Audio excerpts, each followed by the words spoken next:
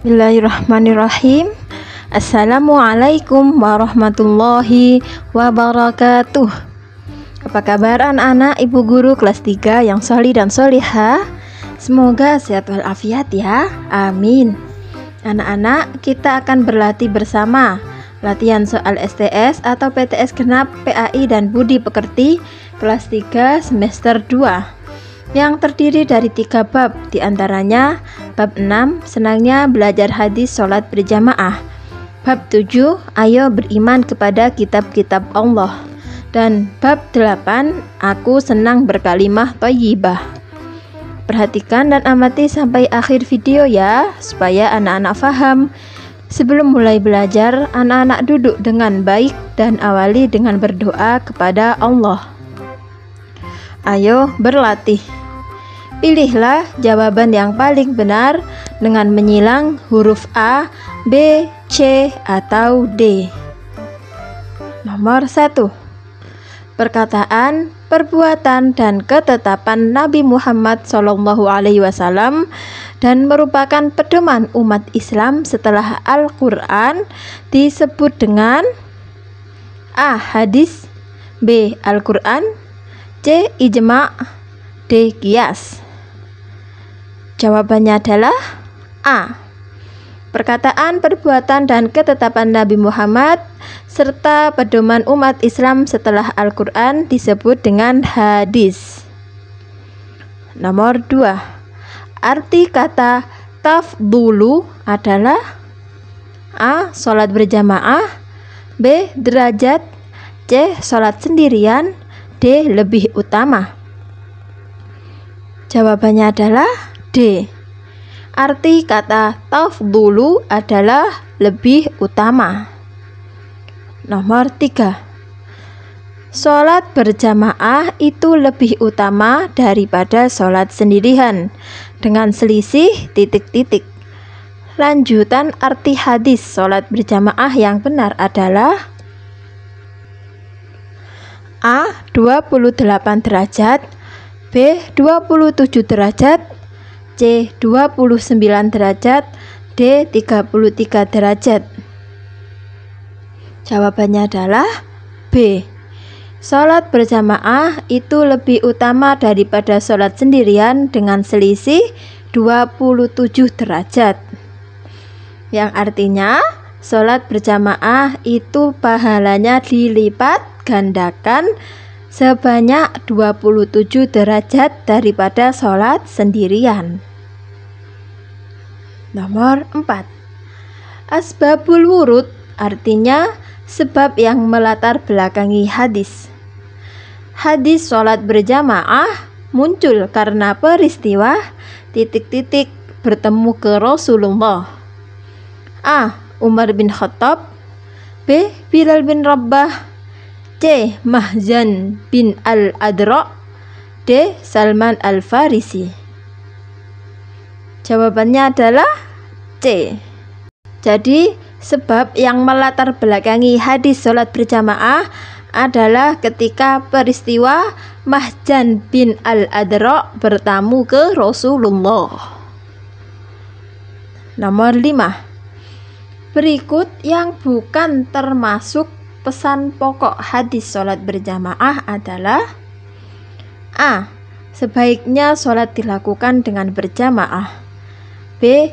Pahala sholat berjamaah dilipat gandakan, C. Mempelajari tata cara sholat jamaah, D. Membangun atau menyediakan sarana ibadah untuk sholat berjamaah. Jawabannya adalah C. Yang bukan termasuk pesan pokok hadis sholat berjamaah adalah mempelajari tata cara sholat jamaah. Kemudian pesan pokok hadis sholat berjamaah diantaranya sebaiknya sholat dilakukan dengan berjamaah, pahala sholat berjamaah dilipat gandakan, membangun atau menyediakan sarana ibadah untuk sholat berjamaah, serta mempelajari tata cara sholat berjamaah. Nomor 6. Mempercayai bahwa Allah Subhanahu wa Ta'ala menurunkan kitab kepada nabi-nabinya sebagai pedoman hidup umat dari nabi tersebut, merupakan pengertian A. Iman kepada Rasul Allah, B. Iman kepada kitab Allah, C. Iman kepada malaikat Allah, D. Iman kepada hari kiamat. Jawabannya adalah B. Mempercayai bahwa Allah menurunkan kitab kepada para nabinya sebagai pedoman hidup umat dari nabi tersebut merupakan pengertian dari iman kepada kitab Allah. Nomor 7. Kitab yang diturunkan kepada Nabi Daud adalah A. Kitab Taurat, B. Kitab Zabur, C. Kitab Injil, D. Kitab Al-Quran. Jawabannya adalah B. Kitab yang diturunkan kepada Nabi Daud adalah Kitab Zabur. Nomor 8. Kitab Taurat diturunkan kepada Nabi A. Nabi Daud, B. Nabi Isa, C. Nabi Musa, D. Nabi Muhammad. Jawabannya adalah C. Kitab Taurat diturunkan kepada Nabi Musa. Nomor 9. Kitab yang berisi penjelasan kebenaran, ajakan tauhid, menghapus sebagian ajaran di kitab Taurat, dan kabar gembira akan datangnya Nabi terakhir, yaitu Nabi Muhammad SAW, merupakan isi dari kitab A. Kitab Taurat, B. Kitab Zabur, C. Kitab Injil, D. Kitab Al-Quran. Jawabannya adalah C. Kitab yang berisi penjelasan kebenaran, ajakan tauhid, menghapus sebagian ajaran di kitab Taurat, dan kabar gembira akan datangnya Nabi Muhammad, yaitu Nabi terakhir, merupakan isi dari kitab Injil. Nomor 10. Kitab terakhir yang diturunkan Allah untuk menghapus kitab-kitab terdahulu beserta ajarannya, dan ajaran yang terkandung di dalamnya berlaku sampai hari kiamat serta akan dijaga oleh Allah sepanjang masa, merupakan kitab A. Kitab Taurat, B. Kitab Zabur, C. Kitab Injil, D. Kitab Al-Quran. Jawabannya adalah D. Kitab Al-Quran. Kitab Al-Quran merupakan kitab terakhir yang diturunkan oleh Allah untuk menghapus kitab-kitab terdahulu beserta ajarannya, serta ajaran yang terkandung di dalamnya berlaku sampai hari kiamat dan akan dijaga oleh Allah sepanjang masa. Nomor 11. Merupakan zikir yang bernilai ibadah dan cara kita untuk senantiasa mengingat Allah adalah pengertian dari A. Kalimat sayyi'ah, B. Kalimat thayyibah, C. Kalimat madmumah, D. Kalimat mahmudah. Jawabannya adalah B. Kalimat thayyibah adalah zikir yang bernilai ibadah dan cara kita untuk senantiasa mengingat Allah. Nomor 12. Subhanallah adalah pengakuan manusia akan kesucian Allah dari segala aib. Kalimat tasbih diucapkan ketika kecuali A.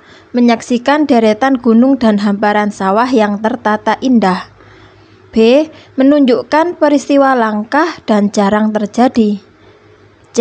Diucapkan sebagai jawaban ketika seseorang yang berburuk sangka akan ketentuan Allah, D. Ketika tertimpa bencana atau musibah. Jawabannya adalah D. Kalimat tasbih tidak diucapkan ketika tertimpa bencana dan musibah. Anak-anak masih ingat apa yang harus kita ucapkan ketika kita tertimpa bencana atau musibah? Bagus, kita mengucapkan istirja, yaitu lafadznya Inna lillahi wa inna ilaihi roji'un. Nomor 13. Ketika kita melihat teman yang mampu meraih juara kelas, maka sebaiknya kita mengucapkan kalimat A. Masya Allah, B. Subhanallah, C. Allahu Akbar, D. Insya Allah. Jawabannya adalah A. Ketika kita melihat teman yang mampu meraih juara kelas, maka sebaiknya kita mengucapkan kalimat Masya Allah. Nomor 14. Ketika seseorang mengundang kita untuk hadir dalam acara, maka kita ucapkan A. Masya Allah, B. Subhanallah, C. Allahu Akbar, D. Insya Allah. Jawabannya adalah D. Ketika seseorang mengundang kita untuk hadir dalam acara, maka sebaiknya kita ucapkan Insya Allah. Nomor 15. Kalimat yang sering diucapkan untuk memberi semangat diri agar tenang menghadapi ujian adalah kalimat A. Tahmid, B. Takbir, C. Tahlil, D. Tarji'. Jawabannya adalah B. Kalimat takbir yaitu kalimat yang sering diucapkan untuk memberi semangat diri agar tenang menghadapi ujian. Alhamdulillah, anak-anak, kita sudah selesai berlatih bersama-sama. Semoga ilmu yang sudah kita pelajari dapat bermanfaat. Amin ya rabbal alamin. Ila liqa. Wassalamualaikum warahmatullahi wabarakatuh.